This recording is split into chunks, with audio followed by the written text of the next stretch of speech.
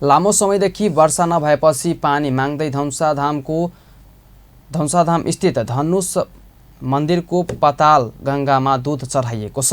शनिबार दूध अर्पण कार्यक्रम आयोजना गरी साधु सन्त र पुजारीहरूले धनुष मन्दिरमा दूध अर्पण गरेका हुन्। स्थानीय बासिन्दाले दूध सङ्कलन गरी पताल गङ्गामा चढाइएको महन्त भारत दासले बताएका छन्।